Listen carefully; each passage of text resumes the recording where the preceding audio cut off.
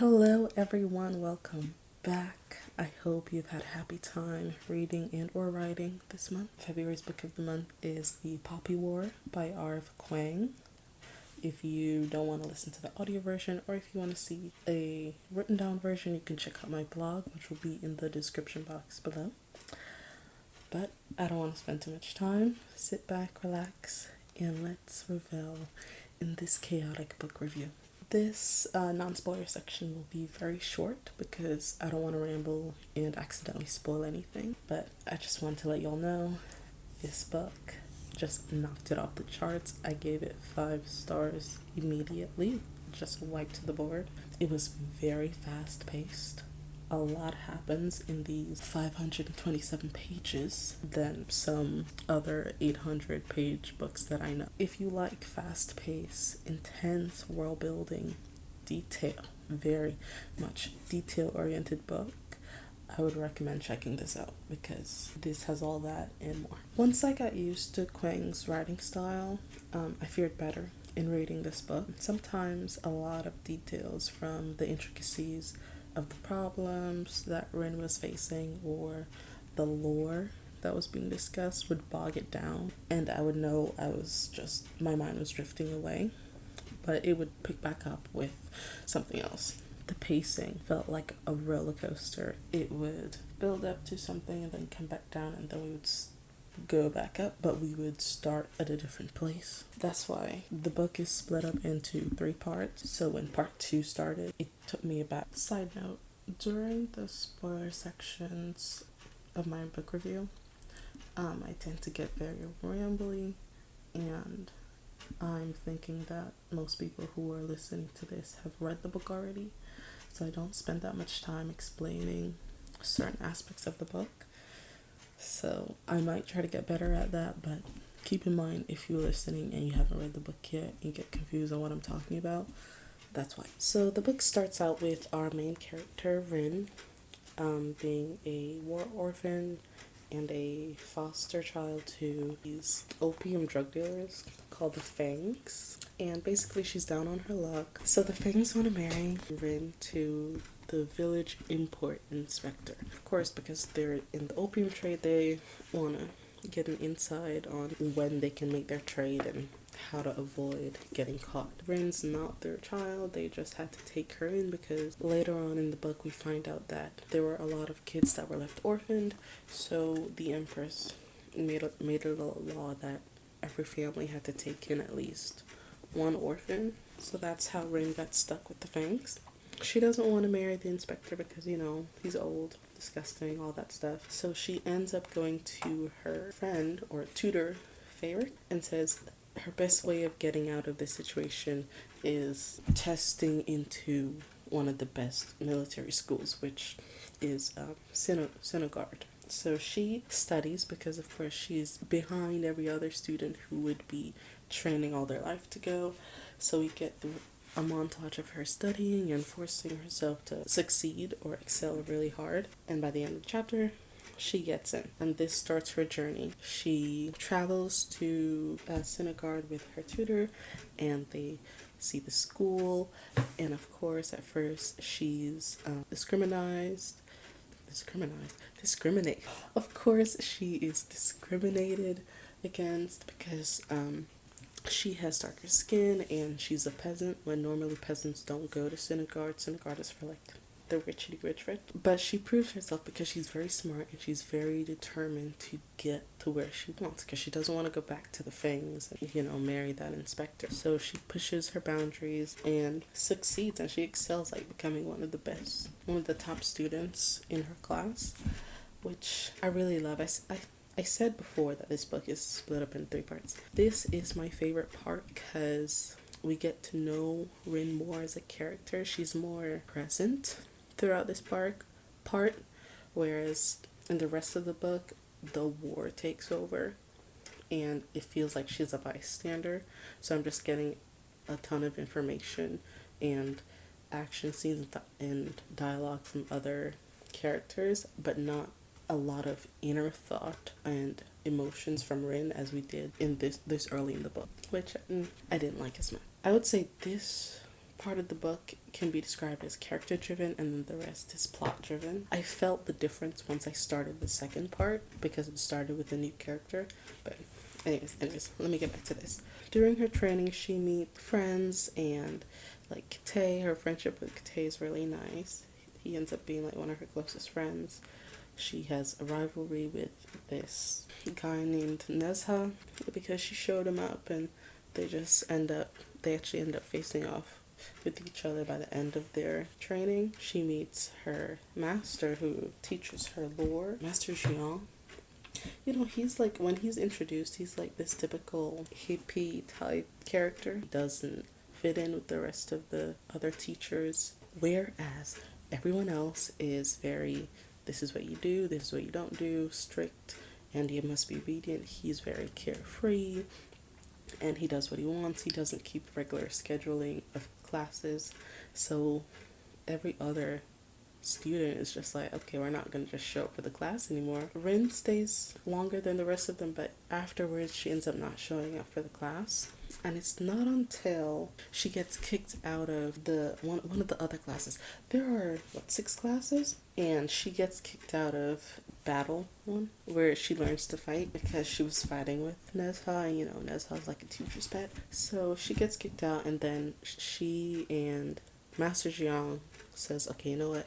I'm gonna train you, because he sees how she's trying to train herself. And that's when their relationship develops, and we get more of a magical side of the story, because before this, whenever Rin introduced the idea of magic to any of our other classes, they kind of laughed it off. They're like, oh, do peasants still believe in magic, or they call them shamans? So every time it just gets shut down. And I even made a note, I'm like, you know what, this is gonna come back to haunt you all. But then we get with Master Jiang, and he opens up the world about magic and teaching her how to tap into her powers. And he didn't really kind of care about what they were teaching. He just wanted to share his knowledge with a student that was worthy. And we get that before Rin, there was a student called Alton, which he is introduced in the book, and he's like this, like the best warrior, student, apprentice, all that stuff. Like, he's that, when you're at school and every teacher talks about this one kid that was there previously, he's that kid. Everybody loves him, everybody wants him, da da da. We only see Alton from afar in this first part. We see him fighting, which he's a really good fighter. Like, he beats almost every one of his competitors. No, actually, yeah, every one of his competitors. We get one interaction with him and Rin where she ends up going to the garden, which is where she trains with Master Jiang. And he's there, and she kind of gets all flustered, which is why I was like, is this going to be like a love interest type of thing? I think that's the last we see of Alton in this part. There's a part they have like a bit of like a spring break type of thing where everyone gets to go home, but of course, Rin doesn't want to go home, so Kitei invites her to his home, and he's rich. Like, he might be nice, but he's rich. He carries her, and like, it's a whole different type of place for her. Like, he buys her stuff and da da da. They're good friends. In this chapter, there's this parade of the parade is of all the noble families and the Empress. I liked this part in the book because we don't get explicitly told that the Emperor has hypnotic powers, but when Rin sees her, she's just like, oh my god, this, like, it takes a weird turn in the book where it's like, this is who I'm meant to serve. Like, she's saying all these things which is out of character for Rin, and I'm just kind of like, okay, because I was wondering like what color eyes the Empress had, but I think she just has dark eyes.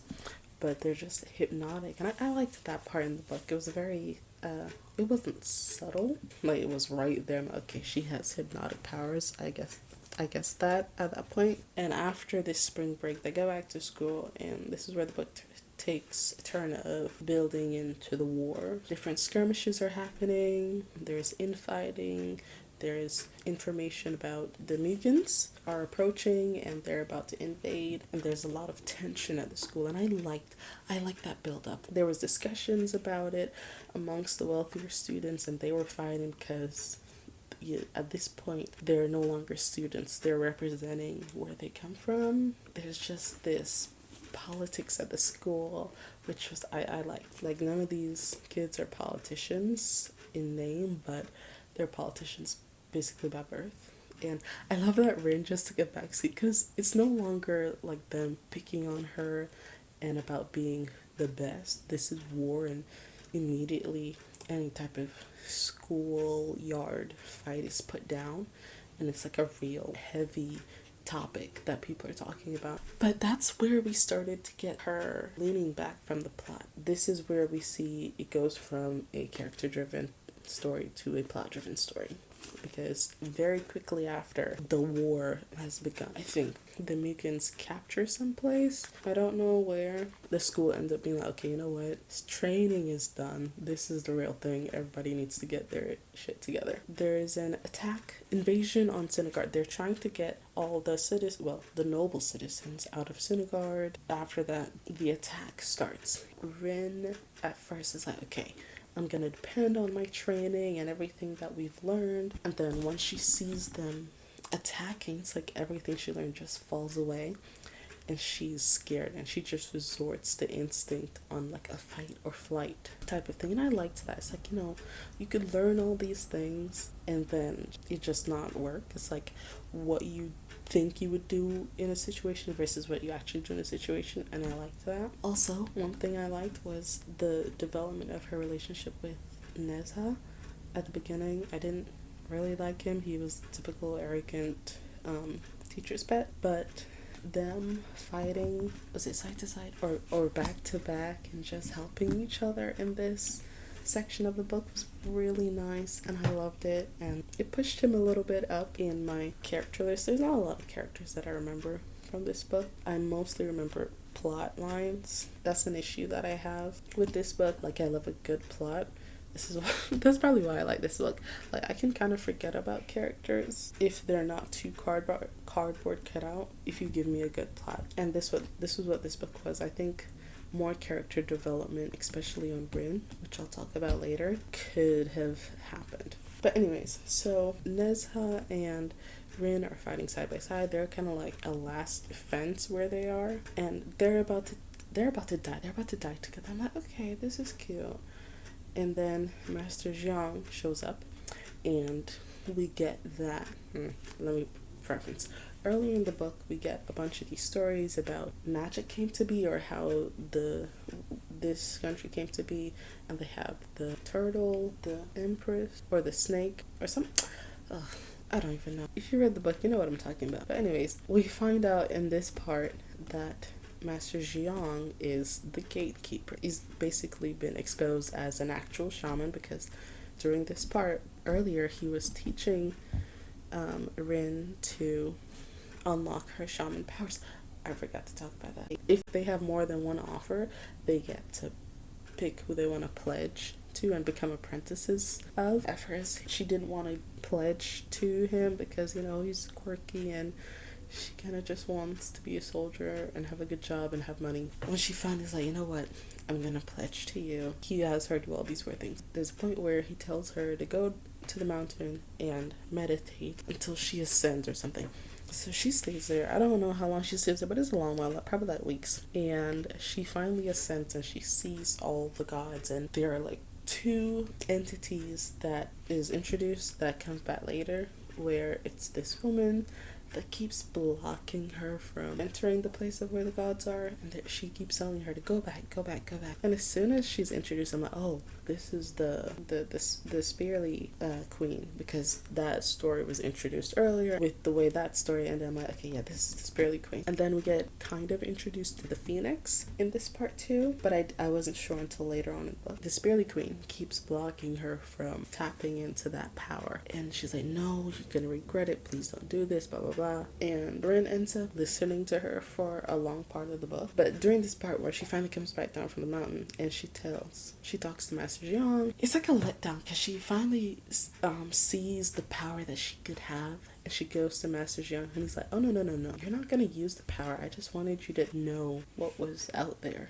Like, basically he's like, no, I want harmony. You're not gonna use this power, you're just gonna see it and look at it and say, wow. That's basically what he wanted her to do, and it's a letdown for both me and Rin. And that's where their relationship starts to strain. Back to the fighting with Neza and Rin. Neza gets seriously injured, and Rin's about to die. Like, the commander of the Mugen army is about to kill her, and then Master Jiang shows up, and he exposes all of his power, and basically exposes that he's a shaman, and he's the gatekeeper, lets out all these creatures that wipe out the army. But before that, where Rin taps into her shaman powers, and she basically just like blazes the army. Like, the Mugen commander looks at her, and it's like he's not even seeing Rin, he's seeing someone else, and he's like, no, I killed you, da da da blah. I'm just doing a bunch of rambling. I need to take a breath. Rin faints at the end of her magical display. She wakes up and she's in a cell, and she hears a bunch of people talking over, and one of them is the Empress. Now people know what Rin is, and all the teachers at the school, they're like, what do we do? And the Empress is like, they're gonna send her to psych.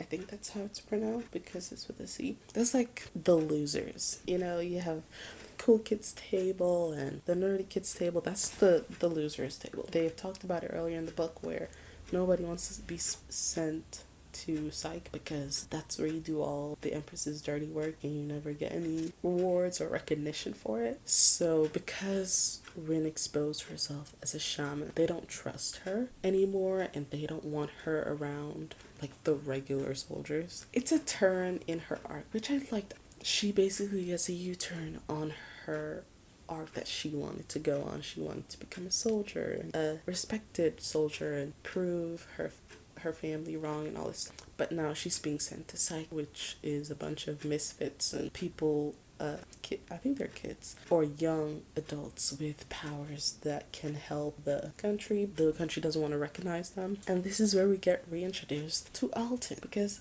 Alton is a spirally, but what we didn't know before was Alton does display the same magic that Rin has. He's like, the Phoenix, which is basically fire magic. And this is when we move into the second part. So she goes, and it's just like this war camp of weird kids. Like, there's this guy who's like a monkey, like half monkey or something like that. And then there's this girl who has a twin. She's like his anchor twin. Like, she's more earthbound and he's like in the spiritual realm. And then you have a kid that likes blowing up stuff. It's just weird. You know what it reminds me of? That scene in Mean Girls where everything is going to shit and it's like that guy's like, Mom, I want to go home. That's how Rin feels. She's like, I want to go back to like my friends, like Tay and all that stuff. And it's earlier where she finds out that Nezha might not make it, because a lot of people died during the invasion of Sinigard. Like, Robin died. Oh, maybe not a lot of people died. Never mind. I liked Robin, so maybe to me that was a lot of people. But no, at that point we thought Neza was dying. Basically, she goes through this war with Alton. We get to know more about Alton. And at first I'm like, okay. He opens up the magical world, or the magical side of Rin that Master Jiang did not want to. Because, of course, Alton has a lot of rage. He is a spirally. They find out that Rin is a spirally because she has the same magic that Alton has. And Alton was there when the spirally island was basically disintegrated, and he was a prisoner of war and experimented on and tortured. So he has a lot of rage. So Alton tells her in order to channel her magic to its fullest potential, she has to let her rage fuel it, which we know she has a lot of rage from early in the book, but it's not as prevalent now, and it becomes a sore spot for their relationship as a commander and corresponding officer or something, because she can't channel her magic, especially because she got scared after she did channel her magic during the invasion of Sinigard. It basically did her more harm than good. Does she even channel magic on her own for the end? I don't think so. But we get arc in their relationship because it goes from being like, okay, I like this. I don't really like if there's a romantic interest being pursued, because there's a point in the book where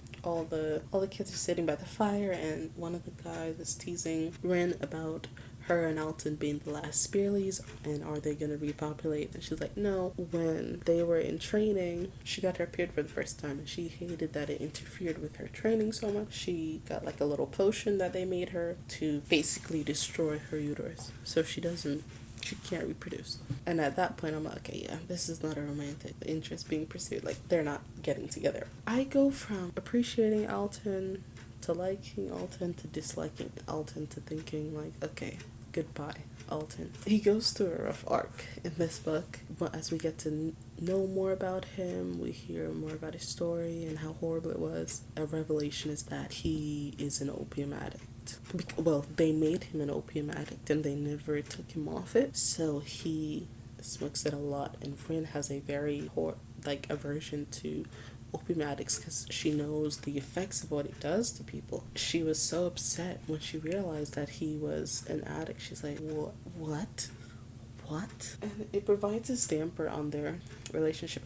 And earlier, I kind of saw because his behavior was erratic. Like, there's a point where they have this argument. I was just like, sir, you're being a bit aggressive. And then, oh, my darling, Nessa comes back into the picture. He recovers miraculously, which I don't know if that's like a nod to him having some sort of magic, because when he gets there, the spiritual guy, the spiritual twin that I was talking about earlier, he's like, there's something off about Nezha being on the brink of death and then taking less than 3 months to fully recover, which I was like, yes, that is off. What are you trying to say? Their relationship develops. He apologizes for being an ass to Rin, and I like it. I want that romantic development. There's a reason you brought him back. You didn't need to bring him back.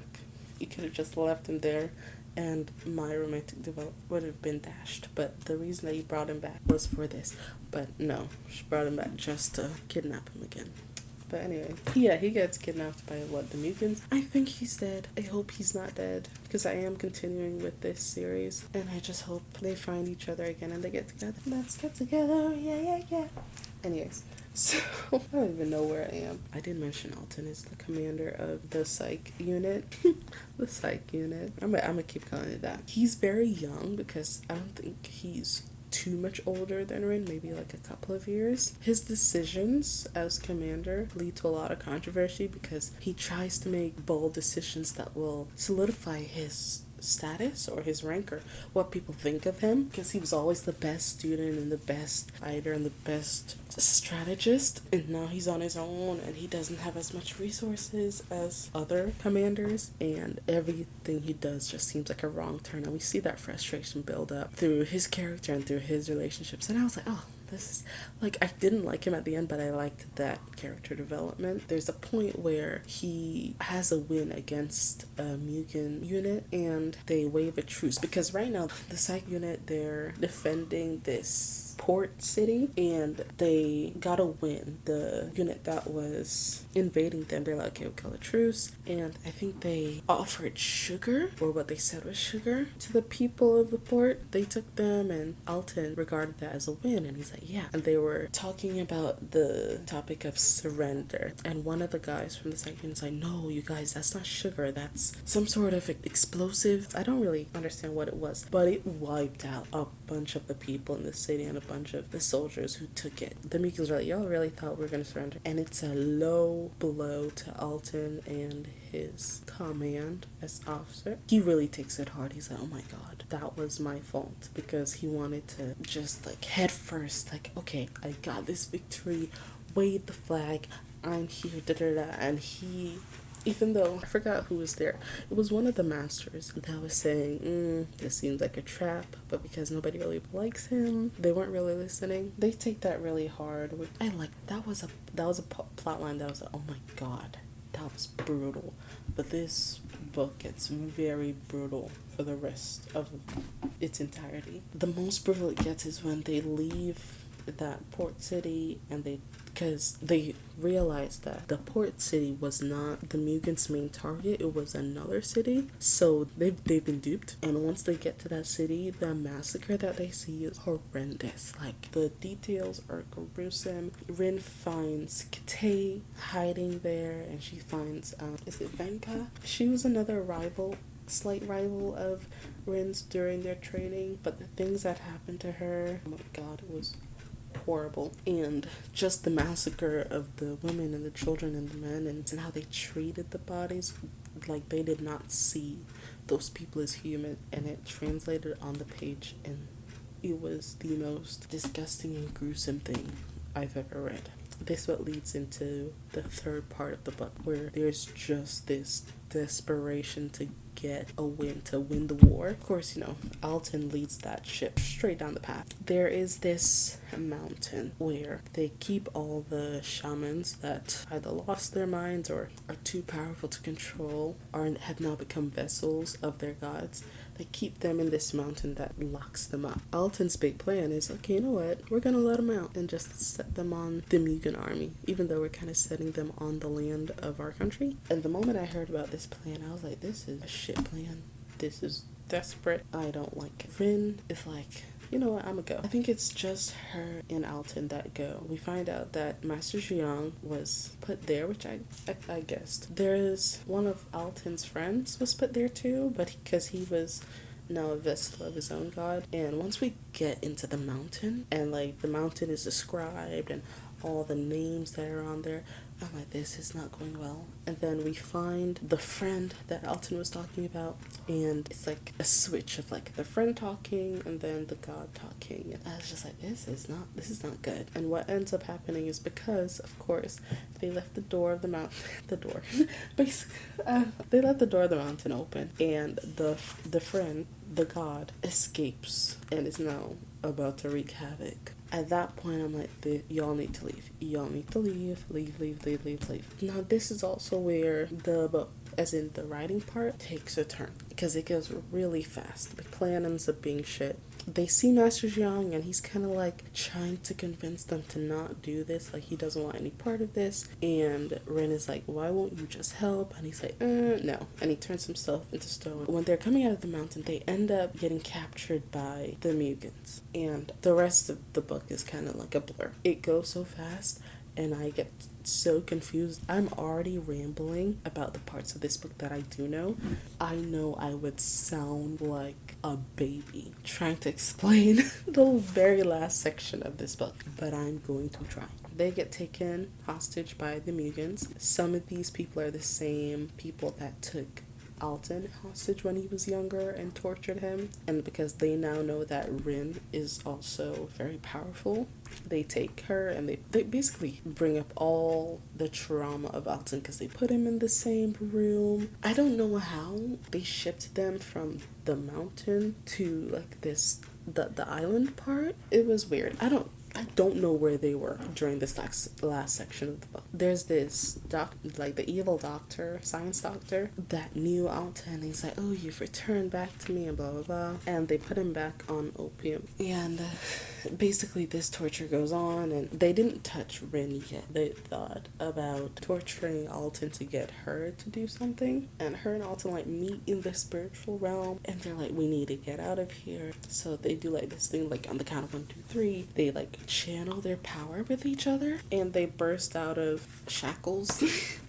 They burst out of their shackles. But before this, they learned from the evil science doctor that it wasn't that they were just captured. The Mugens found out where they were because of the Empress, because the Empress betrayed them with this weird trade-off of, okay, I'll give you these 2 powerful shamans for you to like stop. That sounded a bit stupid to me. Why would she give over 2 powerful magical beings to her enemy? I forgot what the experiment was about, but they're trying to like recreate it or find out why they're so powerful. Wouldn't they eventually try to use that back on Niken? I don't know. Her and Alton end up breaking out. Alton ends up sacrificing himself by just burning everybody, I think, or burning all the soldiers that were coming for them. I didn't know how to feel about that. It was happening so fast, and my like for Alton had already been destroyed. I was kind of like, okay, bye, Alton. It blasted Rin into the sea, and she's floating both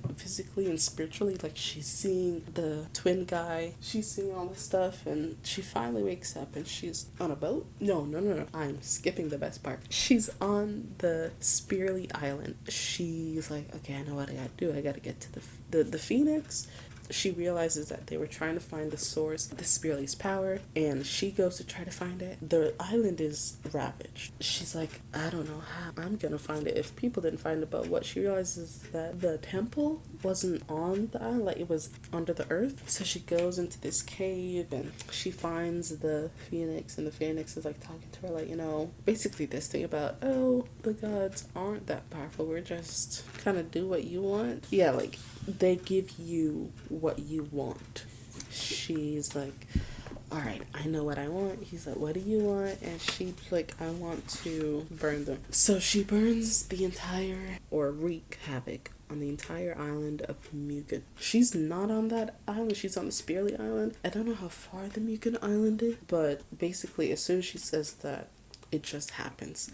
And she kills all the women, men, children, everybody. I don't know how to explain this. It's a bit confusing to me because we're not there on the Mugen Island, so this doesn't have the necessary chaoticness that I want. Like if we had like an eye on the Mugen Island and saw like if there was chaos and people were burning and children were crying for their parents and there were dead bodies on the ground, I'd be like, okay, this is like chaotic, and I would feel the weight of the decision Rin made.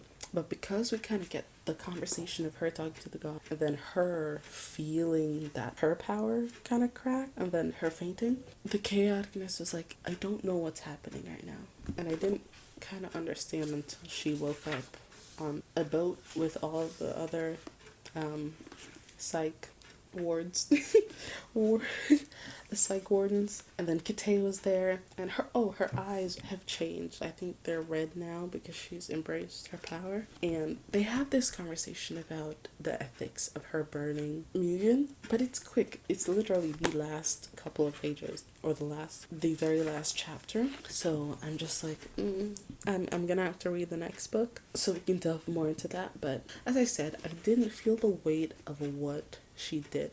When they talk about Mugen, they just look at it and it's like a cloud of smoke. It feels like a very distant decision. Like she made this decision and we were supposed to think that it was this awful, and it was an awful decision, but we were supposed to feel the weight of it, and I didn't feel it. I just felt confused about what she actually did. When I realized what she did, I was shocked, but I didn't I don't know what I'm trying to say. Anyways, that's the last for this plot section. It's already too long, and I haven't even talked about the characters. So, yeah. Moving on.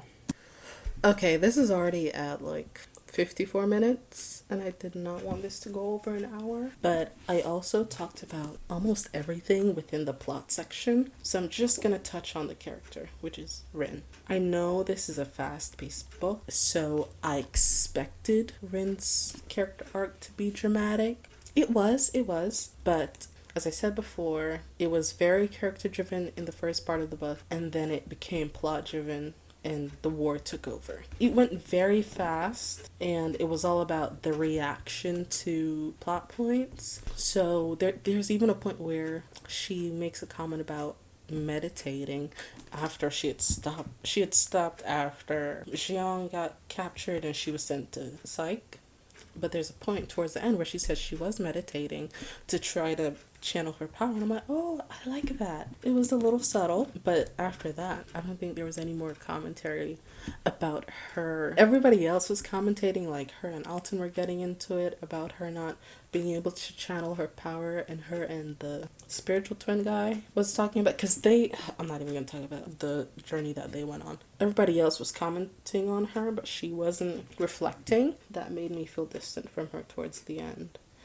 It became, I don't want to say it became like an omniscient kind of book where we were touching on everyone else we were touching. I was getting to know more about Alton and Nezha and the spiritual guy and all that stuff, and we were leaving Rin to the back burner. The last couple of chapters were really chaotic and filled with plot, so I was just taken on the ride, and I kind of forgot about Rin. She kind of became a blank slate, that I knew this was a character, but I no longer was like, okay. It's like I'm in her head seeing through her eyes, but I don't have her thoughts. They're her inner thoughts. And I wanted more of that. I liked her relationship with Kate. with Nezha, her early relationship with her master Jiang, and the early relationship between her and Alton. The psych wardens, sorry, her other team members feel a bit, not non-existent, but forgettable. They're forgettable. Yeah, I think that's all I've got on character. I did say a lot about her character during the plot section, so just go off of that. I liked the world building. I liked the thought put into the different factions and noble families. I referenced the map from time to time, but as I said, as it got more chaotic, I was just in the book, so I did get confused towards the end and where we were, especially when they got taken by the Mugans, and then somehow she ended up on the Spear Island. I was confused about that. Looking at the map, I'm less confused, but when I was reading it, I was confused. The atmosphere for Synagard is very different from the atmosphere of the port city they were defending. I liked that. And of course, when they went to get the other city that was ransacked, that was a definitely different tone. Okay, time for my favorite and least favorite parts of the book. My favorite part is the battle scene between Nezha and Rin fighting together, not fighting each other. It changed my outlook on Nezha, and I was very excited to see him again later on in the book. And I hope to see him again in the next book, because if he was just a one-off character, she wouldn't have brought him back in the second half of the book, and they wouldn't have made that comment about him, it being interesting that he recovered so fast. So I hope to see him in the next book. My least favorite part is when Rin and Alton go journey inside the mountain, because that's where everything just gets really chaotic and they get kidnapped. I understand that there are consequences of that plotline, but it still felt pointless to me, and it was very desperate. I was like, oh, we shouldn't have done this. My shout out, of course, goes to Nezha. He went from being a douchebag to, you know what, I like him, so yeah. Also, a mini rant, because I went to Barnes & Noble's, and I went to the mall in the middle of recording this. I don't know if y'all remember, but was it years ago? Barnes & Noble's used to have those, the Barnes & Noble's I went to used to have those little kiosks. I don't know if they're called kiosks. I'm just going to call them kiosks. Where if you couldn't find a book, you could type it in and it would show you a map of the Barnes & Nobles, and it would lead you to where the book was. Why did they get rid of that? Because I spent so long just walking around in Barnes & Nobles trying to find the second... what's this? The Dragon Republic? And I could not find it. I looked so confused. One of the associates came up to me and was like, do you need help? I'm like, yes, I need help, because I don't know what the fuck I'm doing. I don't know where I'm going. I don't understand why they would get rid of it, because it was definitely before COVID. I remember when they got rid of it. I used to love that thing. I could just go there, type in the book that I want. It would lead me to the book. I don't know if I'm just being crazy. Do y'all know what I'm talking about? And tell me, do y'all miss it? Because I do. But yeah, that's all I've got. I hope you guys enjoyed this review. I hope you felt in this very chaotic video. Be on the lookout for my next video. I don't think that's coming anytime soon. I still need to read that book. The video for the next book, Dragon Republic, it's not coming out anytime soon because, of course, I just said I went to Barnes & Noble's and I did all that walking around just to find out they were out of stock. So I'm gonna have to either order it or wait until they get into stock. So that's gonna be pushed probably to April or maybe May. I have a lot of books that I want to get through. Yeah, that's all I've got. Thank you guys. To see you guys next. You know what? Okay. See you guys next time. Bye.